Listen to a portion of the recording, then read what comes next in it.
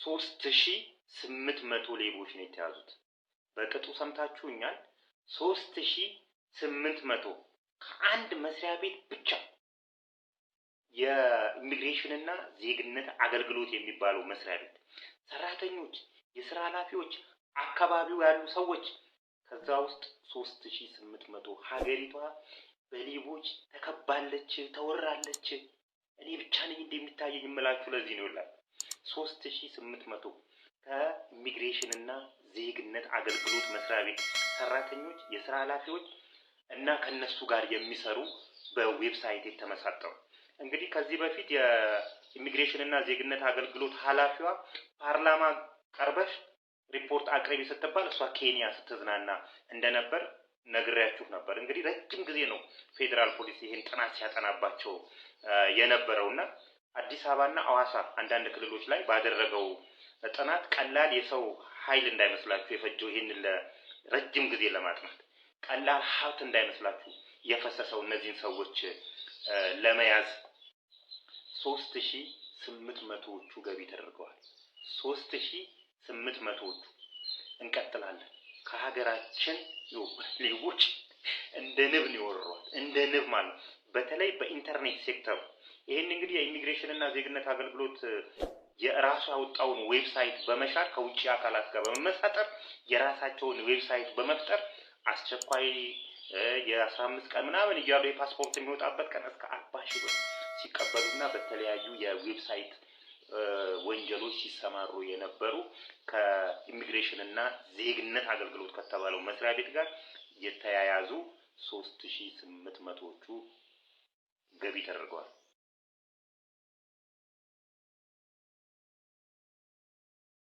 ጠቅላይ ሚኒስትር ብሆን ወይም ከፍተኛ ባለስልጣን ብሆን እዚህ ነበር ጂጃቸው የመመጣው። የክልል ባለስልጣናትን፣ የፓርላማ አባላትን፣ ካቢኔዎችን፣ የፌዴራል መስሪያ ቤቶች ኃላፊዎችን፣ በተለይ ደግሞ እነዚህ ሌባ የሆኑ መስሪያ ቤቶች አሉ አይደል ተፈቀደላችሁ ቢመስሉ እነዚህ ኃላፊዎችን ስራ ከመጀመራችን በፊት እቺን ቦታ እንዲጎበኟት አደርጋቸዋለሁ። እንደውም ከተቻለ እዚች ቦታ አንድ ሁለት ስብሰባ አረጋለሁ። በየጊዜው ሲረሷት ደግሞ በየጊዜው እየመጣው እንዲያስታውሱት ለሰው ልጅ የተሰጠ ትክክለኛ ፍርድ ሞት መሆኑን፣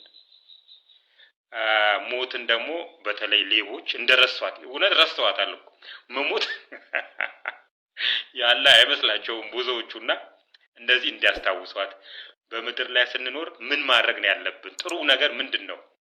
መስረቅ ነው? ሰው መግደል ነው? መጥፎ ነገር መስራት ነው ወይስ መረዳዳት ነው? መፋቀር ነው? የትኛው ይሻላል? እንዲመርጡትና የተሻለውን ነገር እንዲያደርጉ ለሰው ልጅ የማይቀርለት ዕዳ ሞት መሆኑን እንዲያስታውሱት ሁሉ ጊዜ አረጋለሁ እና እስቲ ይድረሳቸው። እስቲ ኮፒ ሊንክ አድርጉልኝ።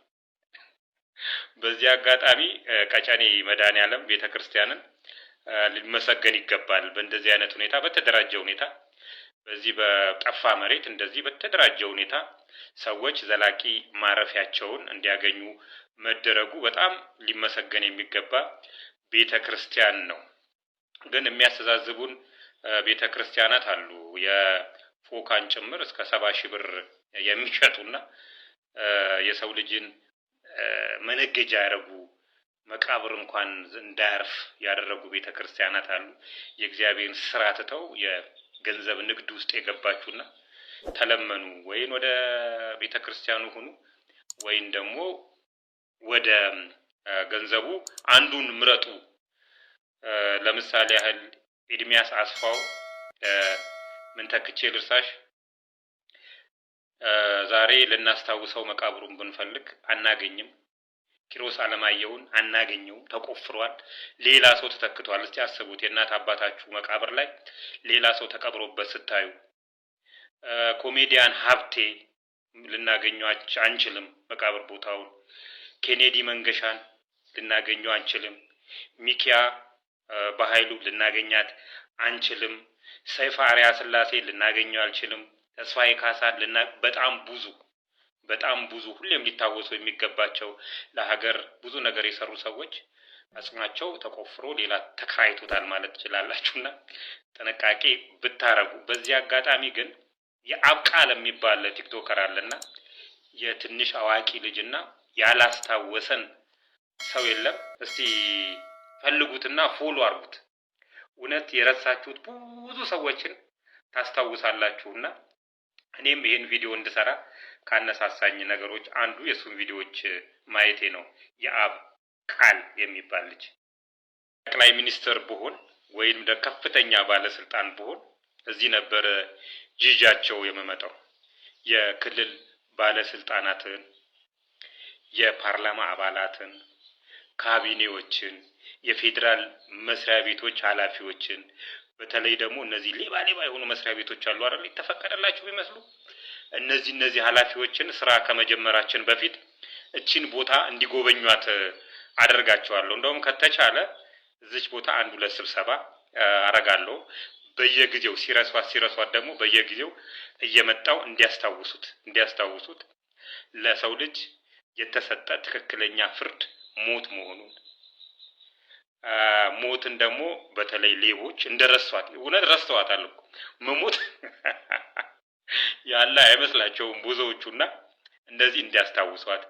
በምድር ላይ ስንኖር ምን ማድረግ ነው ያለብን? ጥሩ ነገር ምንድነው? መስረቅ ነው?